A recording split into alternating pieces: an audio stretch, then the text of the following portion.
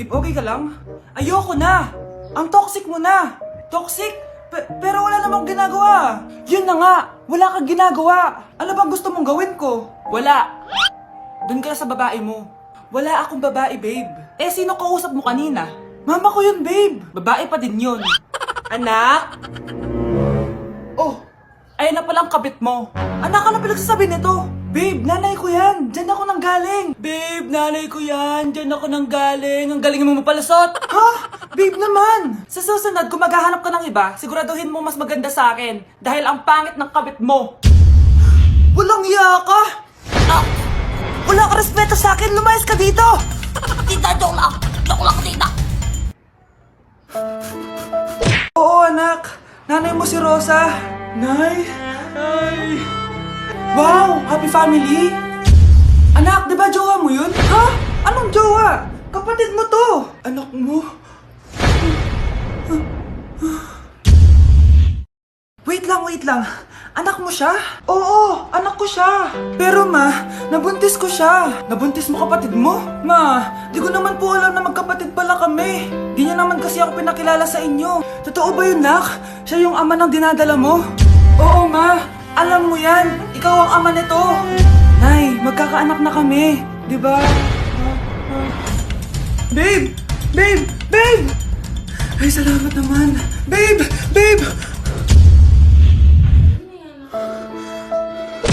Kuya, may challenge ako sa'yo. Ano yun? Pag nakita mo yung crush mo, isigaw mo yung I love you na maraming beses. Nakakahiya. Yun na nga eh, challenge eh. Huwag kang torpe. Sige na nga. Uy, di ba crush mo yun? Talaga? Wait lang. Gawin mo na oh. Sige. I love you! I love you! I love you! Crush, I love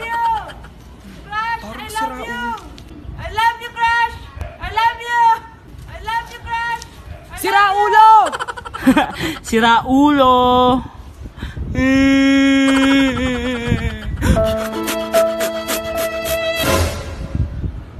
Crush ko to ah. I love you! Kinikilig ako kapag ika'y nakita. Naalala ko. Bes, bakit ka absent kahapon? May pinuntahan kasi ako, Bes. Ano yan? Ba't mo tinatakpan yung bibig mo? Mabaho ba yung hinga mo?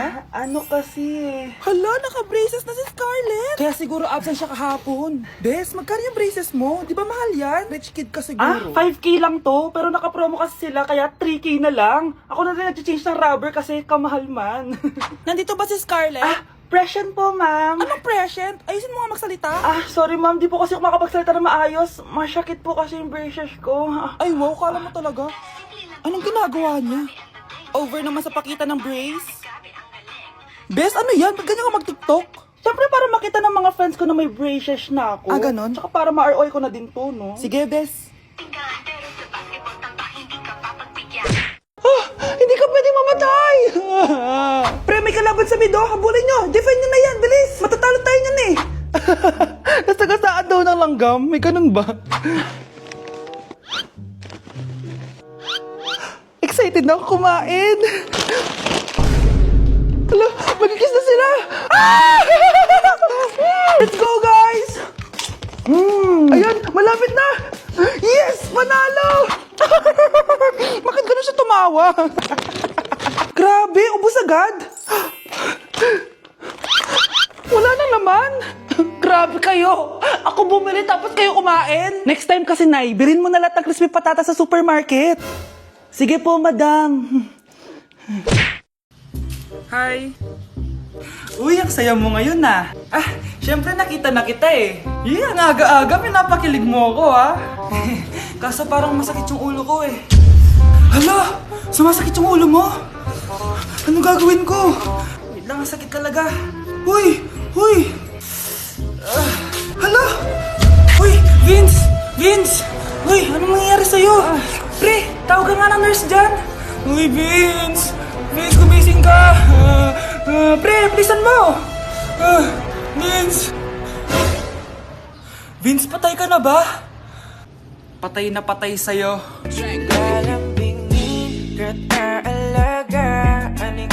Pag pinaluha mo ang nanay mo, tandaan mo, may kabayaran ang bawat luha niya. Isipin mo ito, noong maliit ka pa, ilang beses ka bang umiyak sa gabi? Ilang beses kang nagkasakit at nag-alala siya. Ilang beses kang nagutom at tiniis niya ang sarili niyang gutom para lang may maihain sa'yo. Pero ngayon, sino ang lumuluha? Ganun. Pag sumagot ang bata, bastos agad?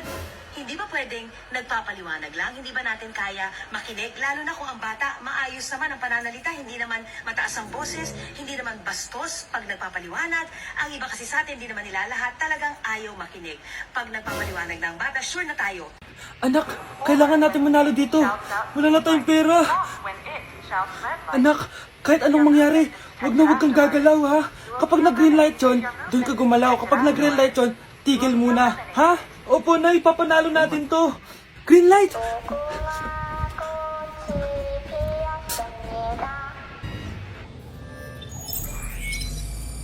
Anak, wag kang gagalaw. Kahit anong mangyari.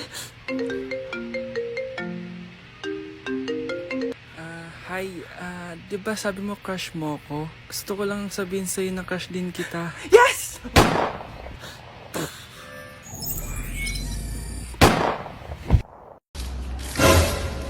Si crush ba yun? Lumalabas, walang mas. Ano ba yan? Hoy, crush! Ano yun? Ba't wala kang mask? Ubos na kasi mask ko eh. Ganun ba? Oh, eto mask. Mag-ingat ka. Makinig ka naman sa mapapangasawa mo.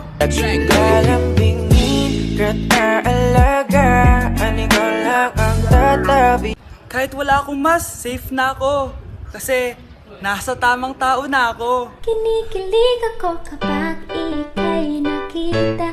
Naalala ko. Kapag pinirmahan mo to, akin na lahat ng mga kayamanan mo. Oh, pirmahan mo na. Tita, wala naman ako field trip pa. Hindi pa ba sinasabi ng teacher niyo na may field trip kayo? Anak, okay lang. Pipirmahan ko na to para makasali ka sa field trip niyo. Walang iya ka talaga, Rosa. Wala ka talagang titira sa akin, ha? Manda ka talaga sa akin. Mabilis ka talagang utuin, Susan. Salamat, Mare. Ramon, napapirma ko na siya. Atin na ang bahay, pera at mga ari-arian niya. Magaling ka talaga, Rosa. Kaso kailangan na natin kumilos na mabilis. Kasi sabi ng doktor, nagre-recover na yung mata niya. Ano? Kaya bukas na bukas din, papalayasin na natin sila. Total, nakuha na natin ang gusto natin. Nay, bakit mo pinirmahan yun, ha? Maliban natin kung ano nilalaman ng papel na yun. Huwag kang mag-alala, anak. Malapit nang matapos ang maliligayang araw ng tatay mo at ng kabit niya. Tita, bakit may dala kang maleta? Aba, syempre. Lilipat na ako dito sa bago kong bahay. Ano? Tay, ano ibig sabihin nito, ha? Nakalagay dito sa papel na pinirmahan ng nanay mo na amin na tong bahay, mga sasakyan niya at ang mga pera niya. Napakahayop nyo! Bakit ang ingay? Ano nangyayari? Nay, kinuha na nila lahat sa atin! Ayan, magsama kayo mag-ina. Ngayong nasa amin na ang lahat, pwede na kayong lumayas. Ramon, magse-celebrate tayo, ha? Ang galing nyo din, no? Ha? Nakakakita ka? Bago kayo mag-celebrate, i-check nyo muna kung pirma ko ba talaga yung nakalagay dyan. Hindi pwede to! Tay! Attorney! Kita mo naman kung ano ginawa na tong dalawang to, di ba? At nandito na rin ang ebidensya na magpapatunay na naghaharutan sila sa loob ng bahay ko. Anong gagawin nyo sa amin, ha? Mahal, huwag mo naman gawin sa amin to, please, oh. Magbabago ako, please. Oh, hey! Sorry kung natatapakan kayo pagka-love team nyo, ha? Arestuhin nyo na yung mga yan. Mag-celebrate kayo sa kulungan. Kayong dalawa, sumama na kayo sa akin sa presinto.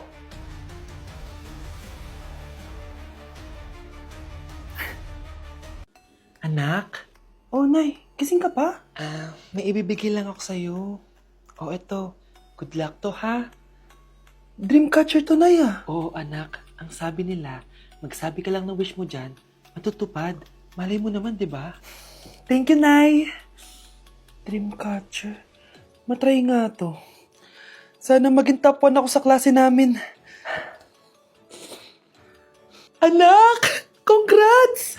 Bakit po, Nay? Ikaw daw ang top 1 sa klase nyo! Totoo ba, Nay? Totoo nga to.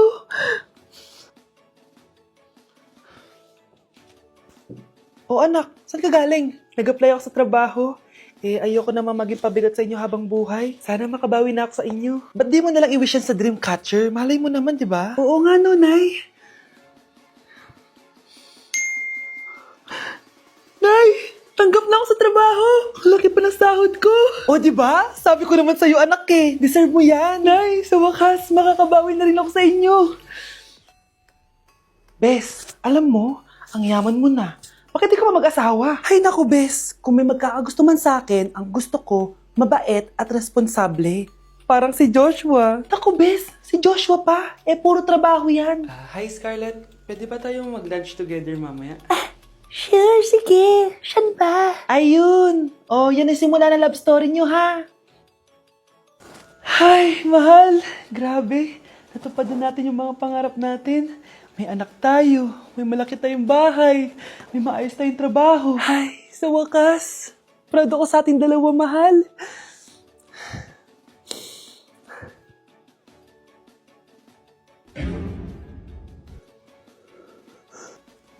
Mahal?